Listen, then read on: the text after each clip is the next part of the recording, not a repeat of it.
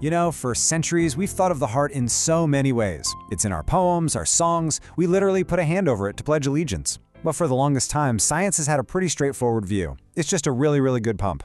Well, let's dive into that because some new research is showing us something absolutely extraordinary. I mean, seriously? What if it could learn things, remember? Even make its own decisions? Now, that might sound like something out of a sci-fi movie, but it's not. It's actually the cutting edge of a field called neurocardiology, and believe me, it's about to flip everything you thought you knew about the connection between your heart and your brain. Right. So the old story goes like this. The brain is the command center, the big boss, and the heart is just this dutiful servant down in the engine room, tirelessly pumping away to keep the lights on. It just takes orders. But it turns out that whole one-way street idea, it's completely wrong. So get this, researchers have found that the heart has its own incredibly complex information processing center. We're talking about a neural network so sophisticated, they've actually nicknamed it the heart brain. This little brain in your chest lets the heart act on its own, learn from what happens, and even feel and sense things independently from the brain in your head. And here's the part that just blows my mind. The conversation between your heart and brain isn't the brain shouting orders down a hallway. Now, it's a constant, dynamic, two-way dialogue. And the craziest part? The vast majority of nerve fibers connecting the two are going up from the heart to the brain. Your heart is constantly talking to your brain, shaping how you see the world, how you feel, and how you react. So how is the heart doing all this talking? Well, it turns out it's multilingual. It speaks 4 distinct languages. It sends nerve signals, it releases hormones, it creates pressure waves with every single beat, and it generates this incredibly powerful energetic field. Each one is a different channel, all sending critical information that shapes our every thought and feeling. And it doesn't stop at just sending signals. The heart is basically its own sophisticated pharmacy. It produces something called atrial peptide, which is a kind of balance hormone that helps keep stress in check. It makes its own neurotransmitters like dopamine, and this is amazing. It produces oxytocin, you know, the love hormone, in amounts that are right up there with what the brain makes.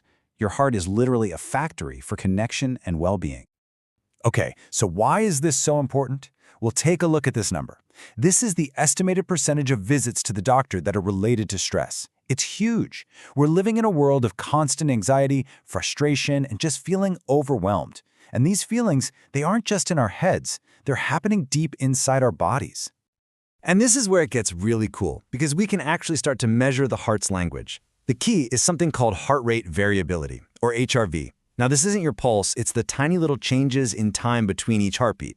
That rhythm is always changing, and it gives us this perfect real-time window into what our nervous system is doing. In fact, when researchers at the HeartMath Institute looked at everything, brainwaves, blood pressure, hormones, you name it, they found that HRV was, time and time again, the single best indicator of what a person was feeling emotionally. The rhythm of your heart is a direct printout of your emotional state, from one moment to the next. And this just shows it perfectly. Look at the left side. That's an incoherent heart rhythm. See how it's jagged all over the place? That's what your heart rhythm looks like when you're stressed or frustrated. And that chaotic signal goes straight to your brain, making it harder to think clearly. But now look at the right. That's a coherent pattern. It's smooth, orderly, almost like a perfect wave. That's what happens when you feel things like appreciation or calm. And that signal tells the brain, hey, everything's in sync, which actually boosts our ability to think. This amazing state is what we call physiological coherence. It's when your heart, your mind, and your emotions all line up and get in sync. You can think of it like your body's ultimate high-performance mode, where everything is working together smoothly and efficiently, and all those natural healing processes just kick into overdrive. So what do you actually get out of it? Well, when you're in a coherent state, your body systems literally synchronize with each other. Your nervous system shifts toward a state of calm. Your heart and blood vessels work smarter, not harder. Your body gets better at repairing itself. And, maybe most importantly, your ability to think clearly and manage your own emotions just goes through the roof. But here's the really crucial part. You can't just think your way into coherence. You can't just tell yourself, okay, be calm now. The real key is to actively generate a positive feeling. It has to be an emotional shift, something you feel in your body, not just a thought in your head. That's how you tap into the heart's intelligence directly. And the heart's influence gets even bigger when you look at its energy. Your heart is, by far, the most powerful source of electromagnetic energy in your entire body. I mean, look at this comparison. Its magnetic field is over 100 times stronger than the field your brain generates. That is a massive difference. In fact, that field is so strong that scientists can measure it up to 3 feet away from your body, radiating out in every direction. This isn't just some new age idea, it's measurable physics. You are literally broadcasting your emotional state out into the world around you, and that field carries information that can actually affect the people near you.